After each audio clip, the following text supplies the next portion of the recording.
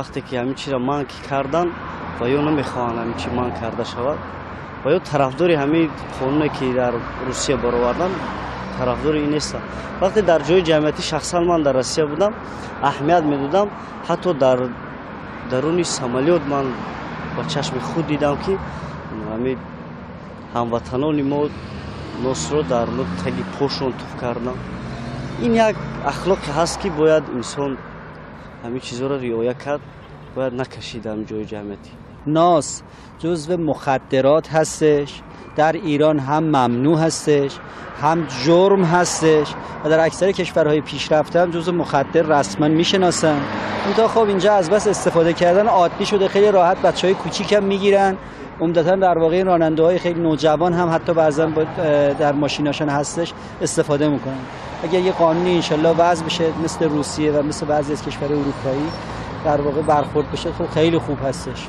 بهترین کار کردن که منع کردن، یکمش از نقطه نظر طب و نقطه نظر طب ممکن نیست همین کارو را، دومش از نقطه نظر همین اسلام همین کارو درست نیست. یکمش که در همون مملکت غربی میرم همین نوسخوشی تماکو کشی میکشن توف میکنن، یک جای یک اخلاقی بدی همین انسان نشون میده. همین را کاری خوب کردن که منع کردن که بهترین کار شد. چطور کاری درست؟ برای که نوسخوشی این خودش ضرر برای من ممکن نیست. Пускай партия наше. کاری نه از همین خوب میشد که همین قانون هم در ما هم قبول میکردن، خاصه نه برای که نه تمام برای مثلا نوس، برای سیگار هم میشد بسیار خوب میشد، یک کاری خیر میشد. همین تماکو برای همه انسان ها ضرر کبا میرساند و میتواند در همین آدم میکروب رو پیدا کند در دهان آدم. هر برای روی همین نوس درآمد چون میارن میشد که در جای جمعیتی منع میکردن و در جای خانه مثلا در جای نوجمعیتی میکشیدن. درست کردن. برای چی؟ برای که خیلی داره هرو مثال بیادبانه توف میکنن مثلا. برای خیلی میتونن که مثال با جای نوس فروشی اون کار دیگه را کنن.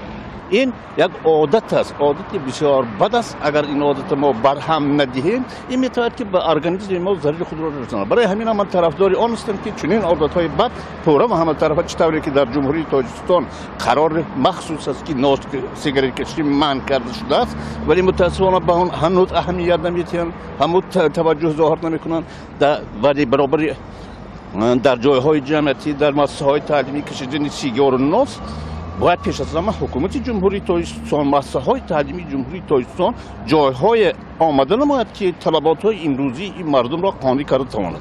برای همینم من طرفدار هستم که عادت‌های بد نیست کرده شد.